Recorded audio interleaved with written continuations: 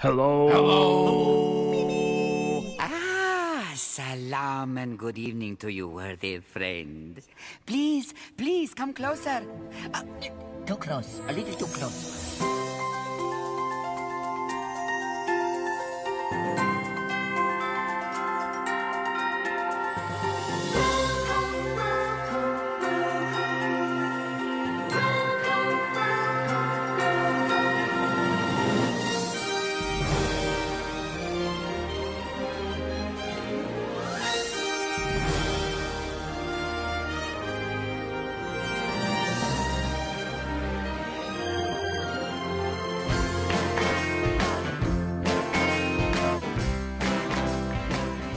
Hello, good evening, and welcome to another edition of the Disneybrit Radio Show. We are live on YouTube again because all of you lovely people all wanted to hear us on YouTube and be able to join with the chat and all that sort of stuff. So that's exactly what we've done again this evening, which is awesome. Hello to Acorn Ultra Antiques, who's just said hello. It's nice to see you. Thank you for joining us. And with me, as always, is the motley crew of John. Good evening, John. Good evening. How are you? Well, I can hear us. Oh, so I can hear us as well. Who's got our sound going on their laptop? Somebody somewhere. Anyway, John, good evening. Good evening. How are you? I'm tired. I've had a busy weekend in work. Have you?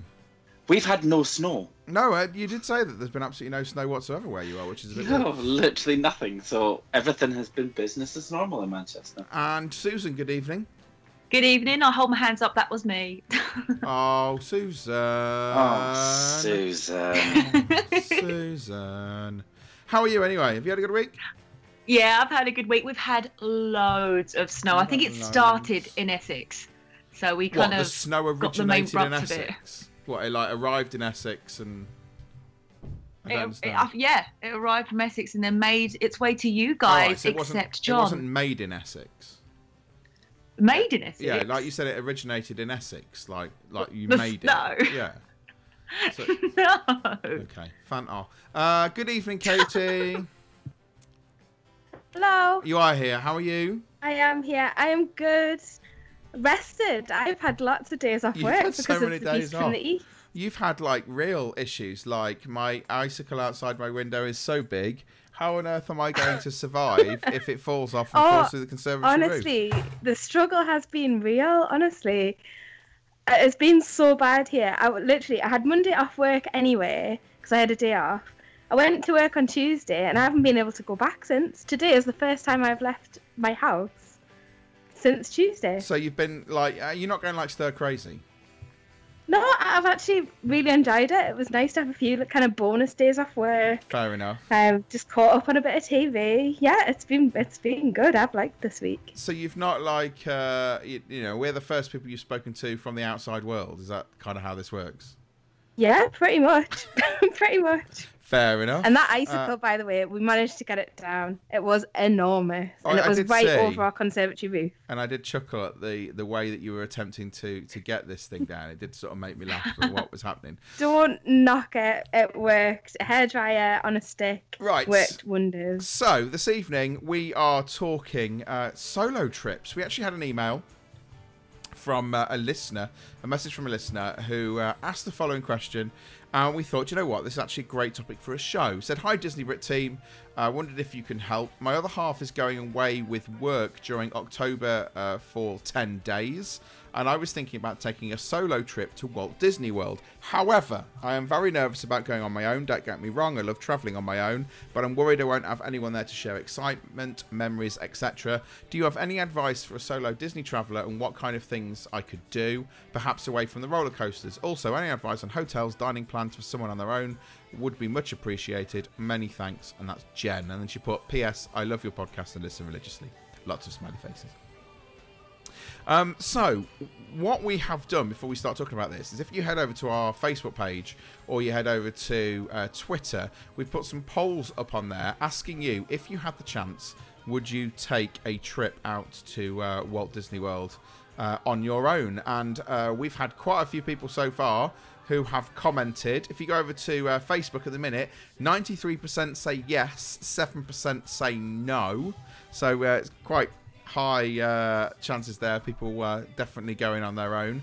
And if you head over to Twitter, it's 89% yes and 11% no. And on top of that, we've had a couple of comments from some people, including someone saying that they'd only go. It was a dedicated DLP. It was Steve over there who said, when Eurostar goes there, yes, he will. But until that happens, he's not going to. Kelly said she's been to Disneyland. Callie, not Paris, solo. And Erica says she has done so many times in her early 20s. So there's loads of people Kelly. going who's done lots of stuff. So that's awesome. You like Kelly? Kelly's been to Disneyland. I like Kelly's your favourite. So yeah, loads of people who said they have been or they would go, etc. So first off, I think we need to find out who here has done a solo trip to a Disney park. I've just raised my hand, which is the most absurd thing. Well ever. done. Yes, the perfect thing to do on radio. Oh, Technically, I have. Go on. You technically have. Go on, explain. Well, because when I went for fan days, I went on my own. Right. Okay. So technically, it was a solo trip. So technically, do you mean fan days? Yeah. Yeah. Oh, okay. Sorry. Yeah, when you went for the fan days launch. Yes. Okay. So yeah. Okay. We'll sort of give you that one, I suppose. You travel on your own, but then if you meet up with someone there, does it count? There's the question, because I did meet up with people. Okay. So I don't know. Did you stay on your own? Did you have a hotel yourself? Yeah. You've seen my wonderful hotel. Of course. Then I think that counts if you stay by yourself. Yeah. Yeah. Okay. We'll give you that. It kind of counts. And I spent the whole day when I went for the 25th anniversary launch. I was on my own all day until Katie got there. Okay. Until Katie showed up. Until Katie decided to show her face. I got there as quick as I could. Come on. I know you did, but I had a grand old day on my own. I have done solo trips. I've genuinely been out on my own and had a fantastic time all by myself, which we'll come on to as we go through. I think Gareth's joined us. Are you there, Gareth? Evening, guys. There he I'm here now. is. Gareth managed to destroy his computer and everything that's going on, but he's now finally made it. We were just talking about whether you've been on a solo trip. I've done, I reckon, probably 4 or 5 solo trips in my time. Which parks? Paris. I've not been out to Disney World on my own. Not saying I wouldn't, because I clearly would. But Susan, have you done any solos? No, I haven't, unfortunately. Katie, no. I mean, I've travelled on my own, in terms of the plane on my own, and obviously the journey. But then met up with people there and stayed with people. What about KTU? I haven't done any solo full trips. I have spent time in the parks on my own though. So solo both touring, in Paris really. and in Disney World. Gareth, have you done any solos? I managed to go on Tower of Terror on my own. Does that count? No. Acorn Ultra Antiques has said would love to. Do and see what I want with no nagging, plenty of people to interact with. So, from my experience of having been on a solo trip on my own, one of the things that Jen alludes to in her comment is that she's worried that she won't have anyone to share the excitement with or memories. What I have found is whenever I've been on a solo trip, there is always people to talk to. There's always different Disney fans there who are quite willing to discuss things with you and talk to you about what's going on, all that sort of stuff. So that's not an issue. I've also found, as Acorn Ultra has just mentioned in the chat, that you can do what you want when you want. You don't have anyone nagging you, anything like that. I have spent so many hours just wandering the park. The sort of thing that if you went with your family, they just wouldn't have a clue. So I've been and I've spent like an hour on Main Street just looking at the windows, or at night time I've gone into the park and I've just wandered around the park at night because it looks so completely different. And those sort of things that I've had the opportunity to do are fantastic. It also does mean as well, and I found this, that you don't have to worry about whether or not you're going to be with your mate on the single rider queue. You can just go and join the single rider queue because it is just you, and that's absolutely fine. So let's sort of go back to what Jen was asking about with regards to travelling on your own and those sort of things. So, do you have any advice for solo Disney traveller and what kind of things I could do? So, what have we got? Any ideas from people about sort of solo travelling to start off with? I quite like traveling on my own. Yes. When I go and visit my family live quite far away around the country or in Spain. And I actually really like traveling on my own to visit them. It's a really good opportunity to catch up if you've got Netflix to download all your Netflix things that you need to catch up with for the long distance. Yeah. But also, when you're sat on the plane anyway, and you're sitting there watching your in-screen entertainment, you're kind of in a world of your own anyway. This is very true. So from a traveling point of view, I think traveling solo you wouldn't notice. No, I agree with that. I think Yeah, traveling I on agree. your own's not a big problem. no. Obviously, you're going to a different country by yourself. But to be honest, if you're grown up and you can deal with that, it's really not an issue at all. I would say one of the other advantages you have, which you might not have thought about, is by traveling by yourself, there's every chance a solo traveler could get upgraded. Or if you go to the checkout and say, look, I'm on my own, you know, I just need a single seat. I need a single seat. What's it going to cost me to upgrade, or is there any availability for upgrades? If they've got a single seat, you don't get a massive amount of single travellers. So there's every opportunity that you might just get some sort of single seat or something going on, which would be cool. So I don't know. That's just a thought that I had with regards to travelling. Would you travel Sanford, or would you still do Orlando International? I'd be tempted to do Sanford if I didn't live near Manchester or London. Okay. Just because they fly out from East Midlands, which is literally 20 minutes from my house. Yeah. So the worst bit is coming home, I find, after the whole day. Trying back when you've done like 8 hours on a plane, the last thing I want to do is drive. Yeah, it's a long old way once you get back. Sanford-wise, then you have to get your own transport from where you are, because obviously they don't have the shuttle buses and stuff like that, but you can pick up a taxi or something like that without any problems whatsoever. So that's not going to be an issue. What about everybody else? I think I'd probably go for Orlando International just for the ease. If I was staying on site, then I definitely would, just for the ease. But I have done Sanford before, and the journey really isn't a problem. No, it's not that bad at all, is it? I'd probably go for whichever one was cheaper. Okay, fair enough. Yeah, I suppose if you take into consideration the cost that it'll be for a transfer if you don't stay... Well, I also it depends on where, obviously, you're going to go and stay. But also, if you are staying in a Disney hotel, obviously you get your free transportation. Take into consideration how much it's going to cost you for a transfer from Sanford to your hotel. Whether or not it's going to make any difference, I suppose, would be something to play in. Personally, as a solo traveller, it wouldn't bother me about going to Sanford. I do like the ease of having the Magical Express, and it is quite a nice way to start your holiday. But if it's going to save me a small fortune in order to do it, then I absolutely would go from Sanford. I think you're perfectly safe by doing it by yourself, because you're going to get in a registered taxi or transfer or whatever. So I don't think that would necessarily be so much of an issue. So that'd be pretty good. Right. What kind of things could she do is one of the questions that she asks.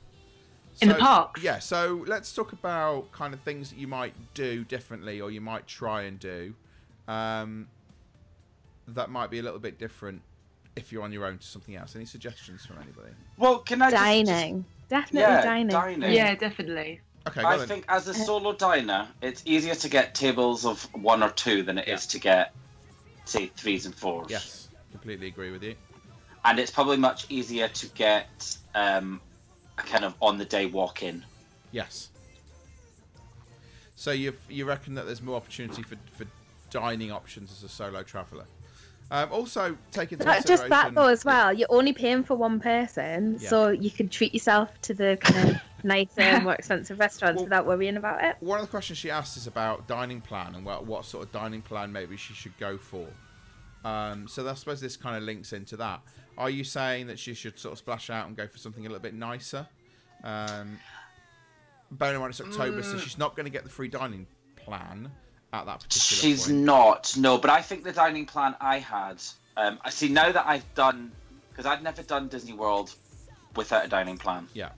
Until my last trip. Yeah. And now, going forward, I don't actually ever think I would do one without a dining plan. Oh, right, okay, so you would always do the dining plan? Yeah. What, even if I just think, I think just because it opens up opportunities for you, so because you have these dining plan I don't know Credits. what to call them. Credits, that's it. It kind of opens up your eyes to different options and something that's a little bit more exclusive. Something that isn't, like Katie said, a little bit more out of your price range, so you can treat yourself a little bit more. So I find that the dining plan actually allows you to do that, and ultimately in the end you probably end up spending less money. Okay, fair enough. Because I found when I did the dining plan we were completely opposite, that because we ended up doing the dining plan, we ended up spending more because of the tips than we would have done if we hadn't. I was just going to say that. But that was partly also because of the fact that I decided that the best idea would be to eat in the most expensive restaurants known to man. So I was paying for it that way, I suppose. But I don't know. Which one were you on then, Adam, and which one were you on, John? I was on the top end premium. 3 sit-down meals a day. Oh wow! I was on the second one. Same here. Would you then do the second one again then, Adam, this time? I wouldn't go premium. I just found that was so much food. Yeah. I'd go standard Disney dining plan, but use a few 2-credit restaurants. Like go for some of the nicer, more signature restaurants. Like you could do be our guest for the evening now, which is 2 credits. So you could do that instead. And then go to Le Cellier, go to maybe the Contemporary and California Grill, all those that might normally cost you a little bit more. I highly recommend that. Definitely. So that I second that. Okay. Definitely. And flying fish at the boardwalk was also exceptional. So flying fish as well. Mm-hmm. Okay. So I think that was 2 credits. The other thing I would do is I would still go for character breakfasts. Yep. Quite happily on my own. I wouldn't bother me. So you could do any of whether you're going to go and do. So Crystal Palace is one of my go-tos. It's a bit of a tradition that I kind of go to Crystal Palace in the first morning. I've done Chef Mickey. Chef Mickey's a funny one. I think I have higher expectations for Chef Mickey than I actually get. I'd go Tusker House over Chef Mickey. You've got Tusker House. You've got I love Tusker House. Tusker House is amazing. Ohana. So much fun. Definitely Ohana. Which is well worth it. You've then got things like 1800 Park Fair. You can go and do that's awesome. Stuff as well. That's so good. So it would. I think what I would do is, if it was me, I think I would be very selfish. So what I would do is, in the sense that I would say, right, okay, what are the things that I want to do that usually other people wouldn't want to do? So, for example, I want to go and do 800 Park Fair, and I know that if I went, none of my family would want to do that, so I'm going to go and do that on this trip. For me, it's about being an absolute geek and not caring. It totally is. It's about, as you've just said it, it's about being completely selfish. If I want to go to the Magic Kingdom and I want to be there for rope drop at 6 a.m, let's say, I'm going to be there for rope drop at 6 a.m. I'm going to watch the welcome show. Yeah, anyway. And then I'm going to spend all day in the park. And I know there's extra magic hour. And I know it's going to be on till 1 a.m. And I'm going to stay in that park. And I'm going to stay there till 1 a.m. And then what I'm going to do at 1 a.m. is I'm going to go and sit in the hub. And I'm going to wait for people to clear out so I can get a photo of the empty streets on Main Street. And I'm going to get home to my hotel room at 3 a.m. And I'm going to get 4 hours sleep before I get up and go and do another full day in a park somewhere else. Because that's the sort of thing that I would do, but it's the sort of thing that I know. Who's clapping? Is that John? No, it's not me. Who was clapping? Is it Katie? No, it was Susan. It was not me. But I would do that because I know that that's something I could cope with and I'd want to do. But yet I know that my family, nowhere in a million years, would even think or dream about doing that. So it's about having those opportunities to go off and do that, which I think would be my number one priority. Twins sitting next to you, by the way. No, she's not here. She's not here. Why do you think I'm saying it? I absolutely agree with that.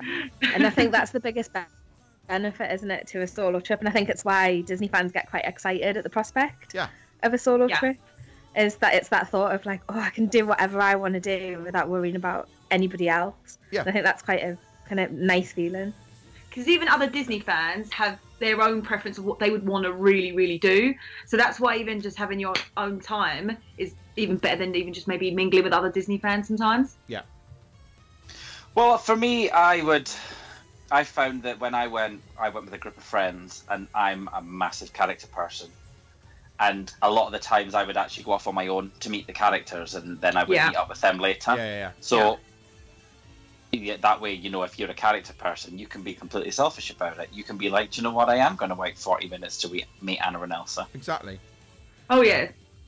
And you don't have to worry about anybody else. Let's just quick up. Or missing out anything.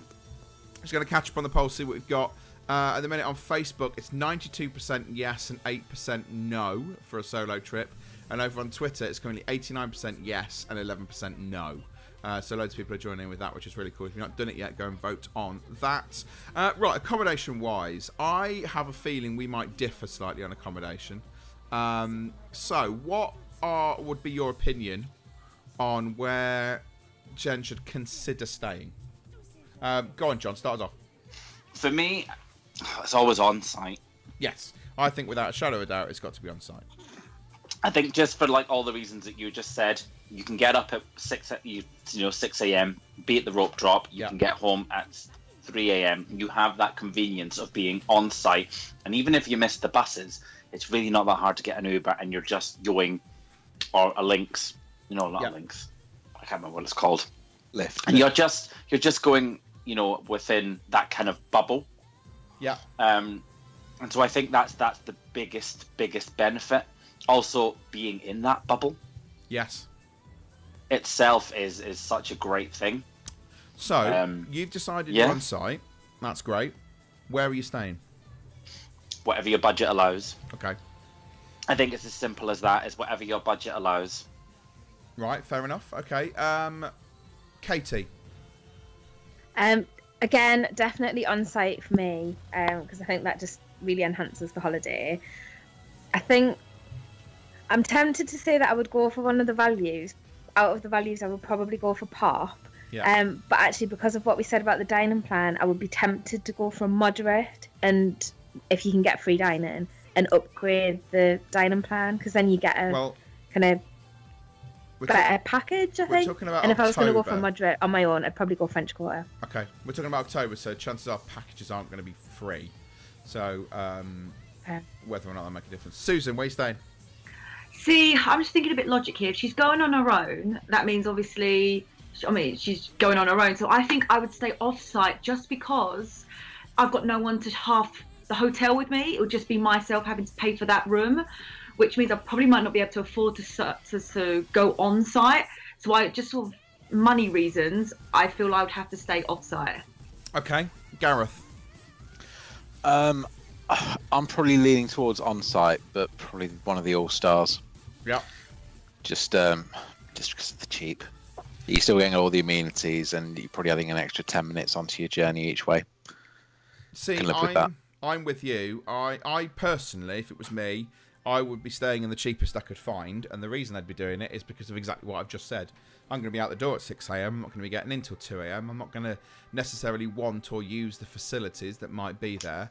If I'm going to want a swimming pool, I'll get a swimming pool even in a value, whereas just as much as I will in any other. So I would go for the cheapest I can find on site.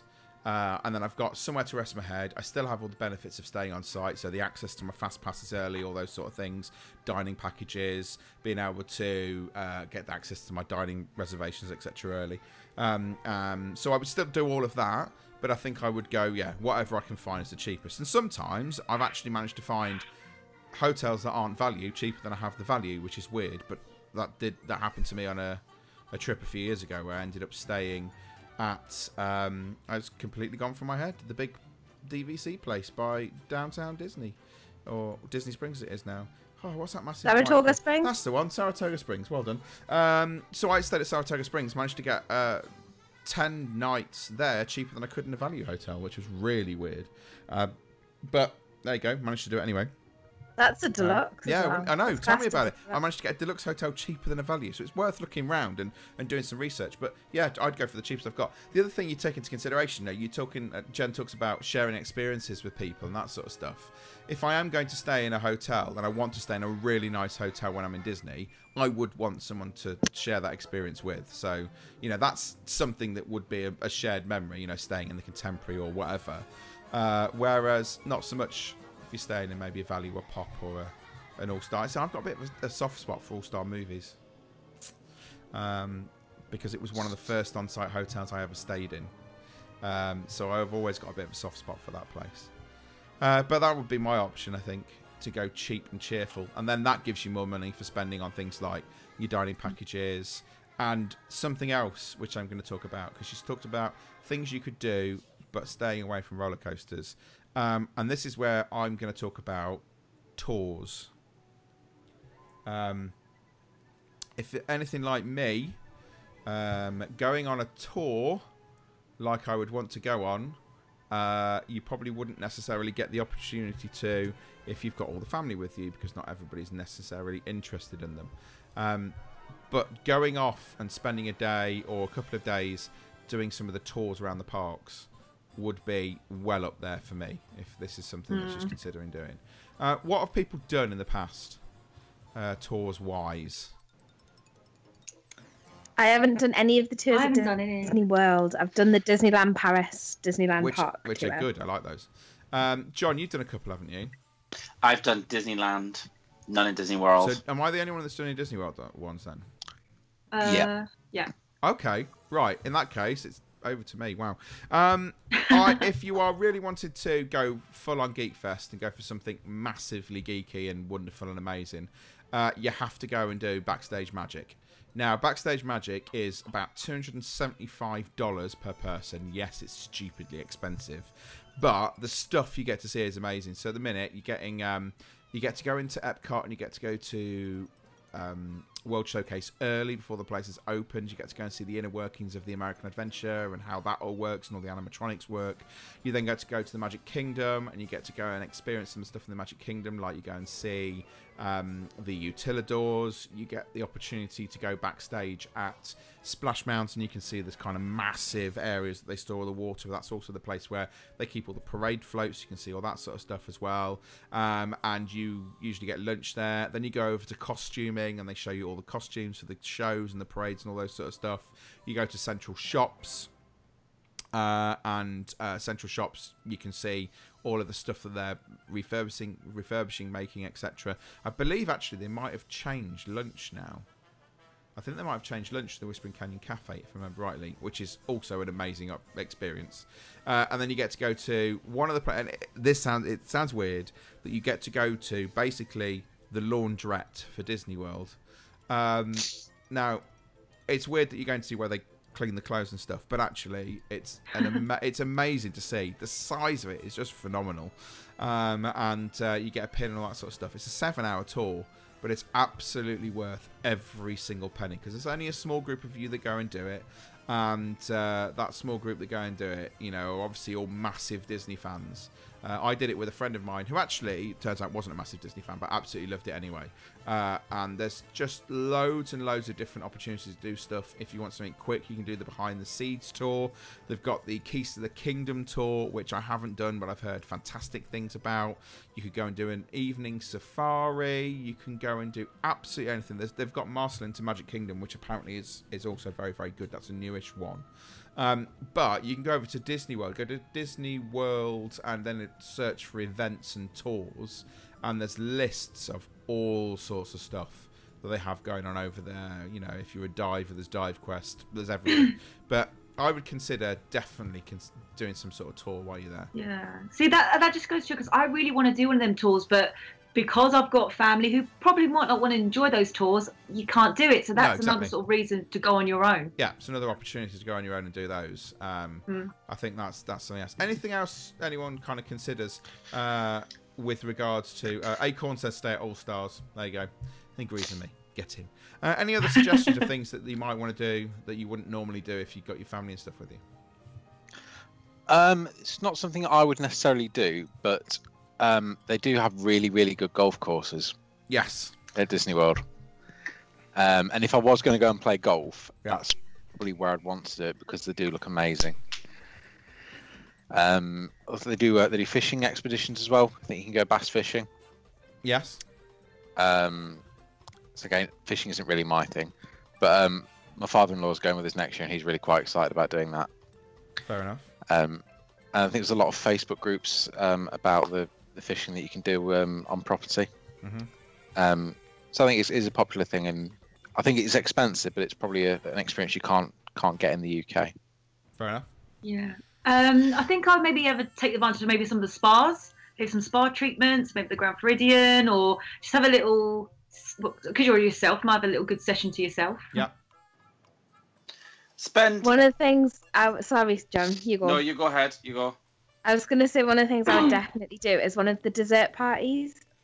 That's a good shout. I've done one of those a couple of times in Magic Kingdom, and that's great. They're so good. You can just do that for your dinner, and you get such a great view. If you do it in Magic Kingdom, you get such a great view of the fireworks, and it absolutely would not matter in the slightest that you're on your own there, because everyone's just like chilling and having a really nice time. You can help yourself to all the lovely food and drinks, and you get a great view of the fireworks, so nobody's having a conversation when they're on anyway. That's fair enough. I think that's another one of those things that's probably a bit prohibitive if you got to pay for a few of you, because it's around $60 each, isn't it? It is. Yeah, it is. But as a nice treat for an individual person or a couple, I think it's a really nice thing to do. Anything? That was the other one I was going to mention. What I would do is keep an eye on Facebook groups, forums, things like that, because what you quite often find is that they will have some sort of Disney fan meetup at some point. So I know people like WDW Radio quite often has like meetups in the parks or in Disney Springs, and there are other groups and forums and things like that that might be worth scouting out, because you can actually get together with other Disney fans, and you don't have to spend your entire trip with them. It's absolutely fine, but it might be that you go and spend a few hours and you can talk to other people about it, or it might be there's a group of people who are going to go to Magic Kingdom on that particular day and they're going to go and experience things together. So it might be that's something else you want to consider as a possibility.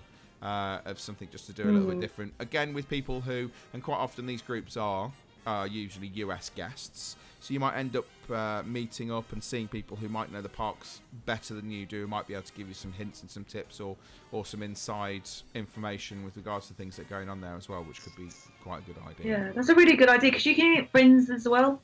Yes, definitely. You could literally spend a day at Disney Springs. Not everybody likes shopping. But you could spend a day. Oh, yeah. Absolutely. You could go first thing in the morning, have a complete day at Disney Springs, treat yourself to a nice little lunch or something while you're down there, and then get the bus back in time to watch the fireworks. You could even, if you wanted to, and this is one of the things that people always nag me about, go and see a film. Go and see something that's not come out over here yet. And then when you get back here and everyone's talking about it, you can go, yeah, I've seen that. Yeah. While I was in, which you could do. But even if you really wanted to, arrange your own little meetup.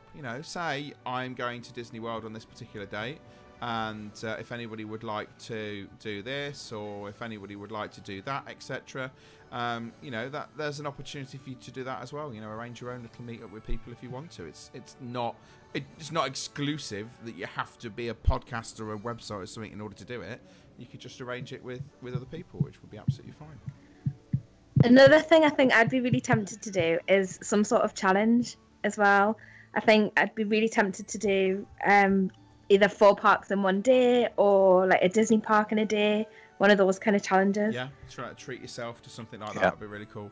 On the flip side, is there anything that you kind of like, you would say, don't do this if you're on a solo trip? Right. I've got in my head drinking around the world. Yeah. No, I think that's John, can you vouch for that? Don't do that. Yeah. I think that's fair. I think perhaps like all right. Perhaps actually, don't not have a drink, but don't maybe do it to my level. No. Right. Don't go to John level. Don't go to John level. Yes, go to responsible parent level. Yeah, something like that. I was trying to rack my brains on like, what should I not do? And I was genuinely kind of like, I don't think there's much. That was about one of the only things that came up. You could, but I just think if you were just wandering around World Showcase on your own and you were half cut, I think people would just be like, "Who is this nutter?" Yeah. The other one. Don't look suspicious. Because I think I've told. Oh my god! I think I've told this story before, haven't I?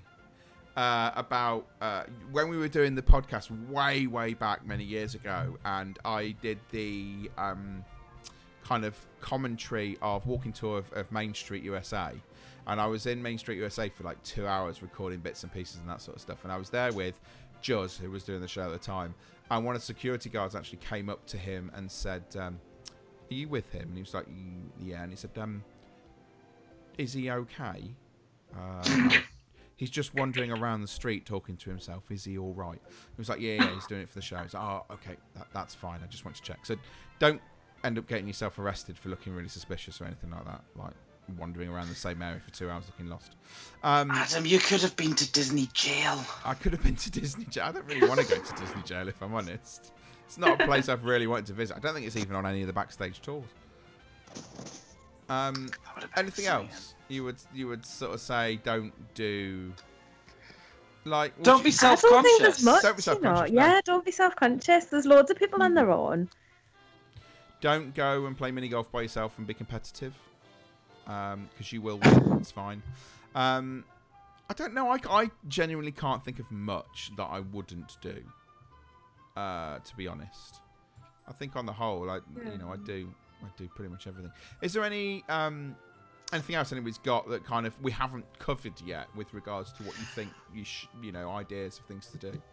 Well, I think one of probably the best things about traveling alone is My Magic Plus. Yes. And bagging yourself a last-minute fast pass. Yes. Yes. Because I would imagine that the chances of one person coming up on a fast pass for, say, something like Seven Dwarfs Mine Train, which is nigh on impossible to get a fast pass for anyway. Yeah. I think you'd be way more likely to get it. I think you'd be way more likely to be able to fast pass your way around each park than having to rely so much on the standby queues. Yeah. I mean, we were fortunate enough that we even managed to get a couple of Flight of Passage fast passes at the last minute. And that was 4 of us. So imagine how easy it would be for one. Yeah. Yeah, that's a fair point. Yeah, so you make sure you've got that app downloaded. Make sure you've got access to that because it's very important that you are able to get those fast passes done, as soon as you can, especially as you're a solo traveller. And it does give you those opportunities because for me, again, solo traveller, I'm quite happy to flip from one side to the park to the other, to the other, to the other. You're not necessarily going to do that when you've got a big group of people in tow. So if you've got that app, it does give you the opportunity to flit across to the other side of the park because actually all of a sudden that ride over there has now got a 5-minute wait, whereas the other side of the park hasn't.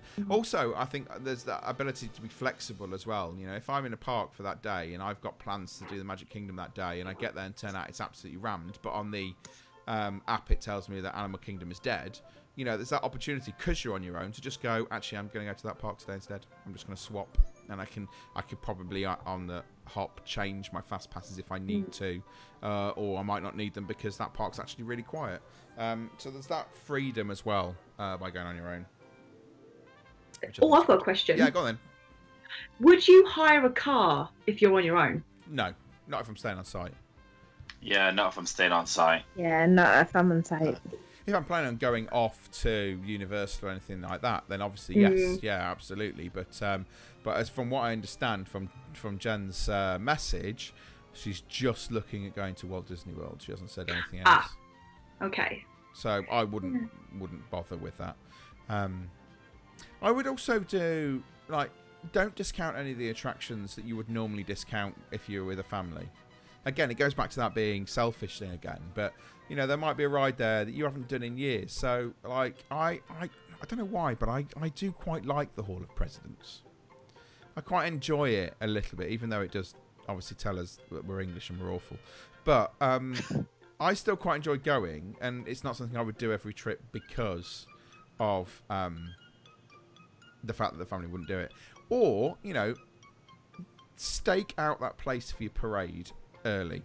There's always kind of that spot that you'd always want to go and sit in, but normally you wouldn't be able to do it because of the fact that the family wouldn't sit around for an hour and a half.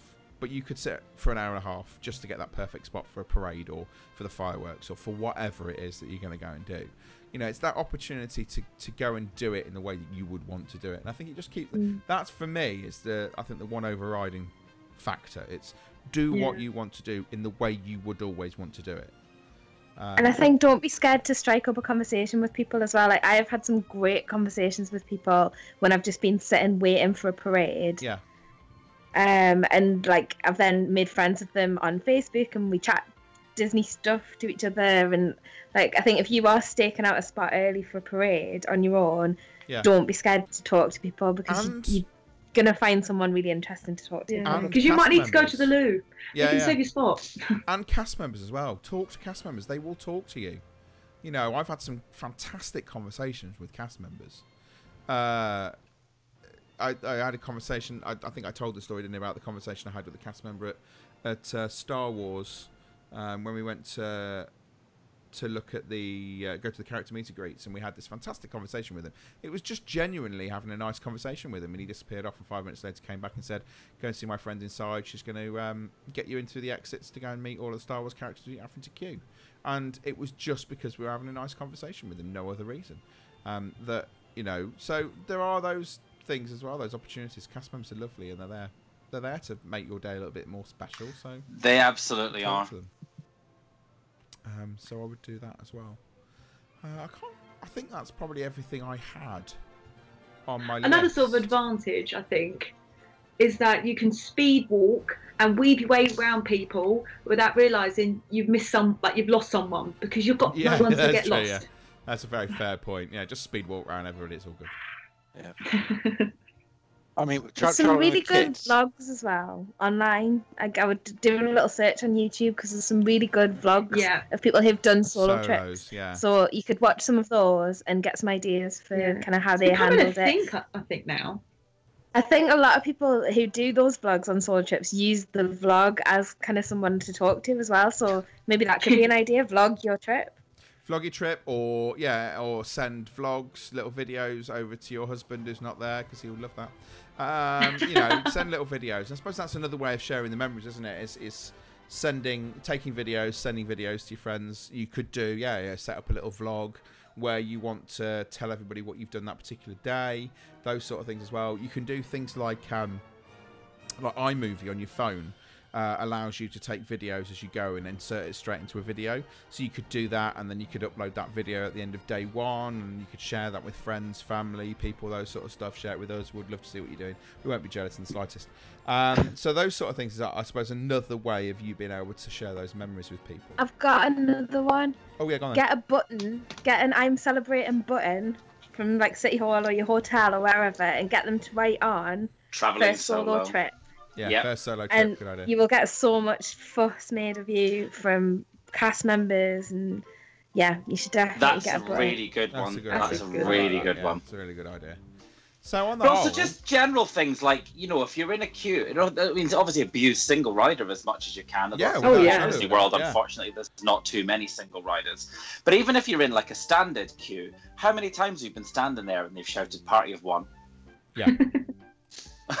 Or even party of two, and you're like, I'm a one. You probably, you know, it's maybe not going to cut hours off your day, but it's certainly going to be a bit quicker. Cut a few down, isn't it? So it's, you know, but I think the overriding for me is be selfish, which is really terrible motto for a holiday. But be selfish. Do what you want to do at the time you want to do it, at the pace you want to do it, and you know, don't worry about anybody else, because there's nobody else with you. You know, obviously be careful of other people who are in the parks. Don't be so selfish that you're going to upset somebody else. But, you know, just, you know, it's your trip. It's for you. It's for you to enjoy. If your husband's rude enough to go and work in another country, how dare he, then you should, you know, go and enjoy yourself. I don't blame you in the slightest.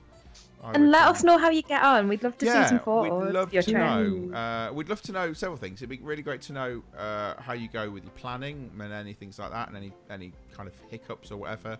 Then come and let us know. And we'd love to hear how it goes and how, whether you enjoyed it and whether there's things you'd do differently next time and those sort of things as well. So, and if you need someone to go with you, I'm sure one of us could quite happily jump in and. Oh, I'd love to. Imagine that.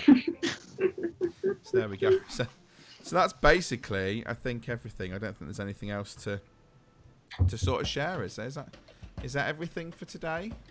Or maybe just a little good luck for Coco at the Oscars tonight. Yes, good luck to Coco at the Oscars. Ooh, and yes. It might just be worth mentioning a little rumour that you've heard, John, following last week's, or the show earlier on this week.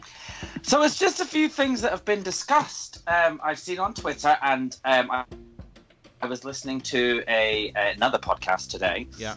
It was dedicated to DLP, and they mentioned it as well. The possibility that the North Mountain part of Frozen Land could be a Splash Mountain style log flume for Disneyland Paris. How awesome could that be? There's something for you to ponder. Because theoretically, you know, if they're going to use the same principle as the one that's in Epcot, it's already a log flume. Just make it bigger and grander, which we already said. Which would be awesome if they decide to do that. Right, let's just have a quick look then over the poll and see where we finished up for the show. But it's still going to be live for the next 20-something hours. So those people over on Facebook, let's start off with them. You'll be pleased to know that they all decided 93% said yes, they would do a solo trip. 7% said no. And over on Twitter, 87% said yes and 13% said no. So it seems that, on the whole, the majority of people are well up for going on a solo trip to Walt Disney World. So I think that includes most of us that as well, which is brilliant. Right, thank you for joining us. We will be back in a couple of weeks' time with our next show. If you want to keep up with us before then, you can check at Disneybrit over on Twitter. If you go to Facebook, it's facebook.com/Disneybrit podcast. It's at Disneybrit over on Instagram, and you can email us radio@disneybrit.com with any suggestions, comments, anything like that to do with solo traveling. We can read them out and also pass them on to Jen as well. And you can go to disneybrit.com for all our old shows, and you can go over to YouTube and you can listen to the couple of shows that we've done in the past as well. So that's about it, I think. So we will see you in 2 weeks' time. We hope you have a fantastic couple of weeks, and until then, we'll see ya.